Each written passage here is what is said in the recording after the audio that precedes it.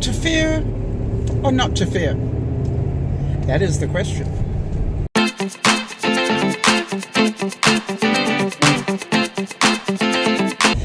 Well, hi everybody, this is DearMamaSal and I'm off to the doctor. And the reason why I entitled just to fear or not to fear is because I'm about to find out some information that may change my life. They did a second bank of blood tests on me, and I'm pretty sure that I'm going to be told, and quite rightly so, that I need to lose a big bunch of weight, not just a little, a big bunch of weight. And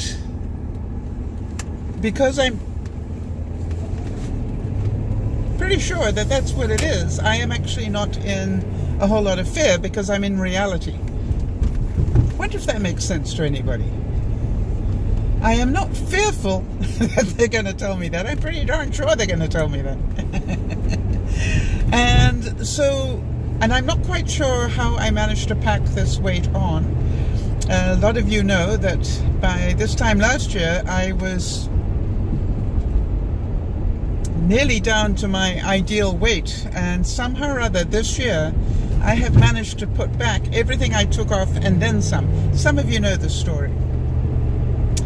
So, pretty sure that this requires some more discipline and better discipline, but it also requires that I take a serious look at what I'm eating and make some changes. Now let me rephrase that. A lot of changes. So am I fearful of that? Sad would be the word. I'm not fearful of it, I'm sad, because as you know, there's nothing I like better than my Mars bar. But I only eat a Mars bar when I go shopping. That's when I eat my Mars bar, my reward for going and fighting the shops, because I don't enjoy doing that. I'm going to have to find some healthy treat to give myself instead. Nah, what the heck. Anyway, the other thing is I've realized that I can make a lot of changes just by changing the way I do things. For example, today I took out my shortbread dough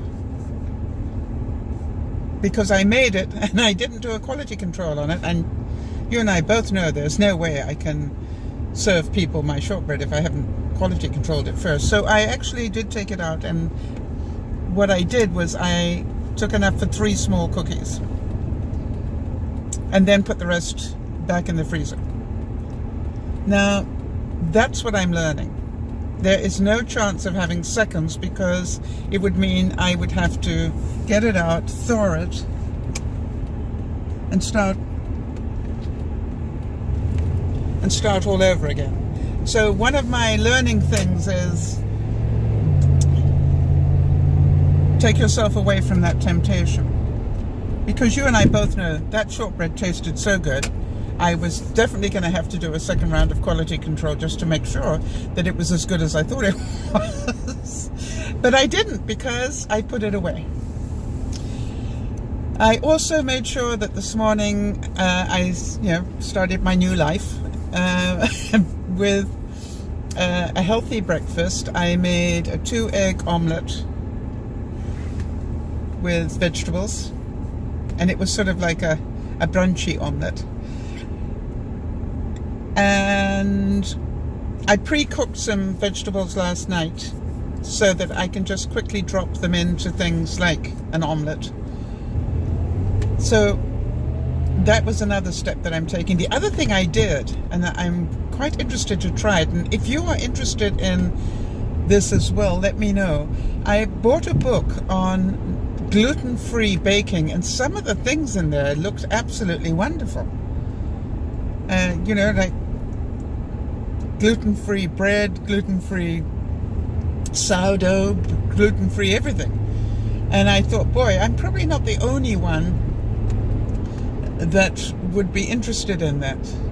So if I can learn to do that, It means hopefully that I'll be able to not feel quite as guilty if I have something on toast. So those are the sort of changes I'm definitely making. What I did to compensate for the for the shortbread, I made myself a detox smoothie, and in here I have got lemon, an apple, a banana, blueberries, and a leaf of kale. I think that's what's in there. Oh, wait, I did add something else. A splash of ocean spray cranberry pomegranate, I think. Just a splash of that to take away some of the, trying to cover up the kale is the important thing. And it tastes really good. By the way, I put in half a slice of lemon, but including the peel. It's very appealing that way. Get the pun. And the other thing I know I've got to do, should I choose to, would be a better thing. I definitely am in need of increasing the amount of water I drink every day. And so there's that part of me that goes, that requires a discipline. That requires that I don't get to eat a meal unless I've had a cup of water, something like that. Or I don't get to, do anything until I've had my cup of water. So that's what I'm thinking about. Now, the whole thing about to fear or not to fear. I'm pretty sure I can dramatically change my weight by making some pretty healthy choices on the bad stuff. And I say on the bad stuff because I do really well until about 8 o'clock at night. And for some reason at 8 o'clock at night, I start to get the sugar thing. I don't know if any of you relate to that one. But now I need sugar. And my problem is I will go and have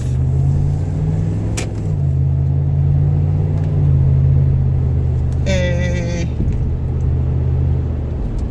Frosty. That's what I do. Now, that's 130 calories right there, but I'm very proud of myself that I found one that's only 130.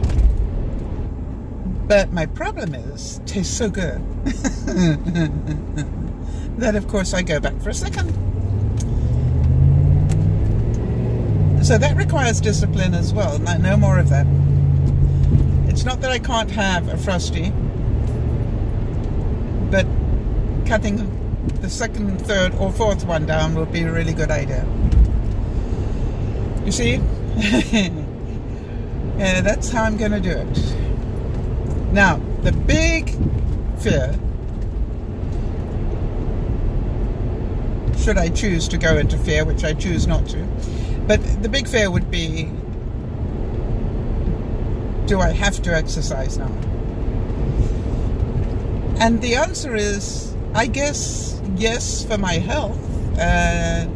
However, my blood pressure, touching wood, is really good for my age. I'm really in the top quadrant of people of my age for my blood pressure now. And I am not on any medication for my blood pressure. And my resting heart rate is phenomenal, I believe. Probably isn't right now because I'm... Wait 1 second. Yeah, it's 60. My resting heart rate right now is 60. Now for my age, that is brilliant. Considering I'm about to go to the doctor. That always puts your heart rate up. So I'm very proud of myself. And by the way, I wanted to tell you guys, I gave myself a huge pat on the back. You remember I did December this weekend. Well, I pre-planned December, and I think I probably told you guys that I intentionally put in extra sleep before December.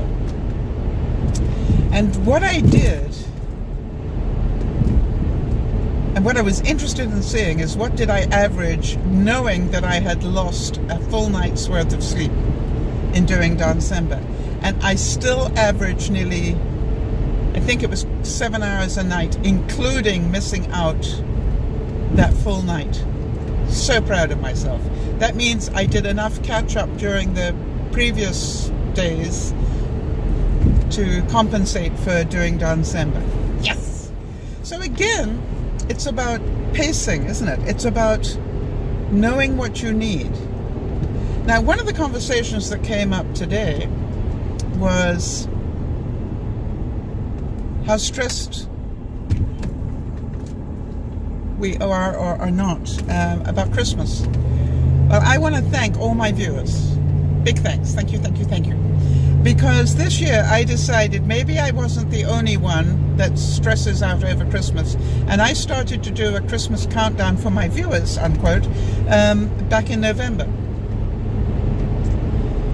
And because of that, because I was telling everybody else how to plan this, I actually ended up planning a lot better for myself, and I believe I have all my Christmas shopping done. I still need to wrap it, but I've got it all done. I've got, as you know, some of the baking dough ready. more to come, I'm afraid. And so I'm really very proud of myself.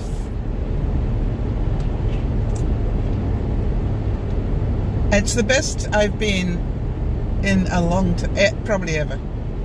You know, in terms of overall. Not only have I done this, but I've also done that. You know what I mean? So when I found out yesterday that I was on my way to the doctor on the wrong day, I just literally dipsy doodle did a 360. No, 180. Yep, did a 180 and popped in and finished my Christmas shopping. So I used the day well. And it, by the way, the store was very pleasant. You know, it wasn't overrun at all. And of course, I bought myself a gizmo. You do know I cannot help but do that at Christmas time. And I probably will get another one after Christmas. So you're probably wondering, what did you get, Sal? I thought I'd do a video for you. So cute. Especially for people maybe who live on their own, or just one or two of you. Anyway, I'll do a demonstration video coming up pretty soon. So, to fear or not to fear, what's the point of being fearful? That is the discussion I've been having with the viewers a lot recently. I'm really working hard at not getting myself into a state without a reason. So up until the time I hear the news from my doctor, I have no reason to worry. I could, in fact, be 100% healthy. Now, how about that for a surprise, right? If he says to me, hey, Sal, I was pretty sure that we were going to find this, that, and the other, but we haven't. You know you need to lose weight. That I know. He doesn't need to tell me that. But, you know, he might just say that actually all the figures came back fairly well. And until he tells me otherwise, that's, you know, a possibility. I'm not going to say it's where I believe it is going to go, because I don't. I know that my blood sugar was wrong, because that's why they made me do the second glucose intolerance thing. So, you know, it would be foolish of me to think that 100%, but it's going to be okay. But, you know, it's a dream. And if you don't have a dream, how are you going to have a dream come true? Now remember, you're talking to the lady here who a couple of years ago, 3 or 4 years ago, had to go onto blood pressure pills. And who changed her life around enough that within 3 years, they took me off them. So you see, it's about what do you want to do to correct what's wrong. Some things are correctable. Some things are not, but some things you can do a lot to help yourself. And that's what I am going to do. However, I probably won't be perfect at it.